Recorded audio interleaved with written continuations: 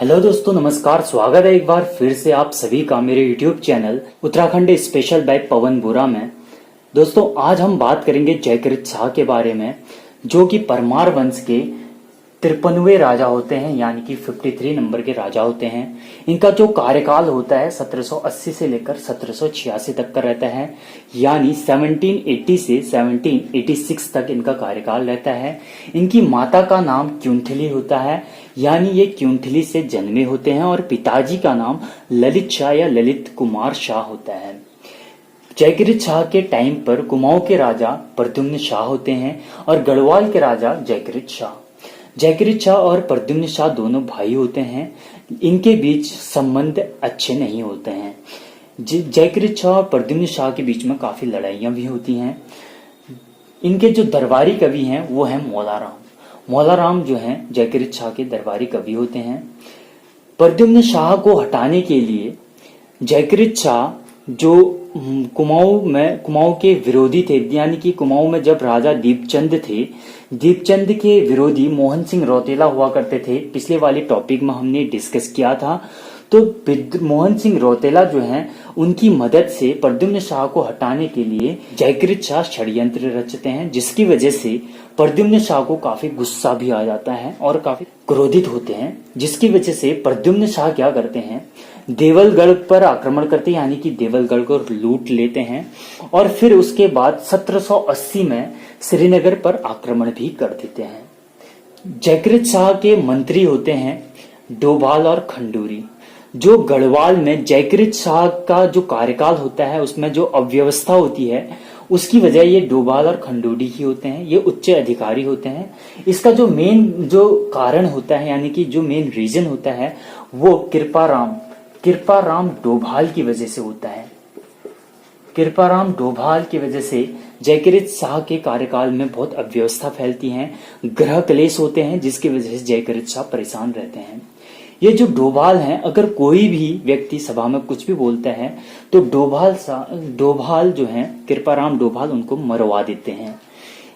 इसी वजह से जयकृत शाह जो हैं काफी परेशान रहते हैं, ग्रह क्लेश भी होता है।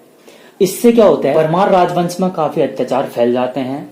बाद में देहरादून से श्रीनगर आते हैं डॉक्टर गमन सिंह मियां, और वो कृपाराम डोभाल की गर्दन काट देते हैं बीच भरी सभा में, जिससे कि जयकृत शाह और डर जाते हैं, क्योंकि ये इनके मंत्री होते हैं। जयकृत शाह जो है अपने राज दरबारी, यानी कि राज दरबारी कवि मौलाराम से सलाह मशुरा लेते हैं, और सलाह लेने के बाद मौलाराम उनको सलाह देते हैं कि सिरमौर के राजा जगत प्रकाश को आप आमंत्रित करो। तो वो क्या करते हैं, जगत प्रकाश को, जो कि सिरमौर के राजा होते हैं, उनको आमंत्रित करते हैं जयकृत शाह। जयकृत शाह जब उनको आमंत्रित करते हैं, उसके बाद होता है श्रीनगर के समीप कपरौली का युद्ध 1785 में। 1785 में कपरौली का युद्ध होता है श्रीनगर के समीप, जिसमें एक तरफ होते हैं जगत प्रकाश और गढ़वाली सेना, दूसरी तरफ होते हैं प्रद्युम्न शाह, पराक्रम शाह और विजयराम। इसमें जो जीत यानी कि विजय जो प्राप्त होती है वो जगत प्रकाश को होती है, यानी कि गढ़वाली सेना को होती है, और जयकृत शाह इसमें विजय होती हैं। जयकृत शाह को काफी शांति मिलती है। ये सोचते हैं अब कोई दिक्कत नहीं है। फिर ये जाते हैं देवलगढ़ में यहाँ इनकी जो परमार वंश की कुल देवी है राजेश्वरी देवी, जो कि परमारों की कुल देवी है, ये देवलगढ़ में स्थित है। तो ये जयकृत शाह जो हैं देवलगढ़ में राजेश्वरी देवी की पूजा करने जाते हैं। लेकिन इनके कुछ मंत्री लोग होते हैं जो कि इनको धोखा दे देते हैं।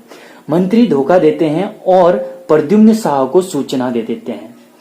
प्रद्युम्न शाह को कुमाऊं का या उत्तराखंड का हुमायूं भी बोलते हैं। प्रद्युम्न शाह को उत्तराखंड का हुमायूं बोलते हैं। ठीक है। प्रद्युम्न शाह जो है एकमात्र ऐसे राजा होते हैं, इनको ही प्रद्युम्न चंद बोलते हैं। प्रद्युम्न शाह को ही, क्योंकि ये कुमाऊं के राजा होते हैं, तो प्रद्युम्न चंद बोलते हैं। बाद में ये गढ़वाल के राजा भी बनते हैं, इसी वजह से इनको प्रद्युम्न शाह बोलते हैं। ये एकमात्र ऐसे राजा होते हैं जो पूरे उत्तराखंड, यानी कि संपूर्ण उत्तराखंड पर राज करने वाले पहले राजा होते हैं। कई बार क्वेश्चन भी पूछा जाता है कि पूरे उत्तराखंड पर यानी कि समस्त उत्तराखंड पर राज करने वाले पहले एकमात्र ऐसे कौन से राजा हैं, तो उनका नाम आता है प्रद्युम्न शाह का। तो प्रद्युम्न शाह को जैसे ही पता चलता है कि वो देवलगढ़ राज्य राजेश्वरी के वहां गए हैं, तब होता है जोशाणी कांड, यानी कि 1785 में होता है जोशाणी कांड। जोशाणी कांड जो है हर्षदेव जोशी के नेतृत्व में जो कुमाऊं की सेना है वो गढ़वाल पर आक्रमण कर देती है और फिर से देवलगढ़ को लूट लेती है और श्रीनगर पर आक्रमण कर देती है। अंत में जयकृत शाह का जो विश्वास पात्र आदमी होता है धनीराम, वो भी उनको धोखा दे देता है।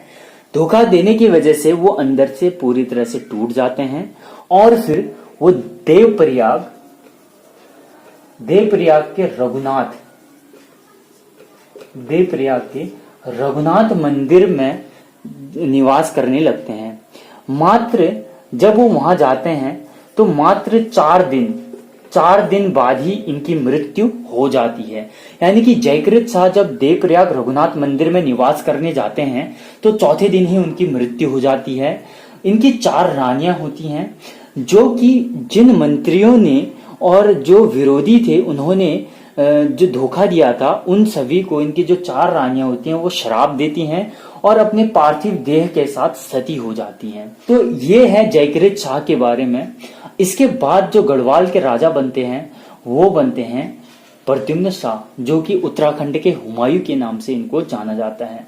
तो ये था दोस्तों जयकृत शाह के बारे में।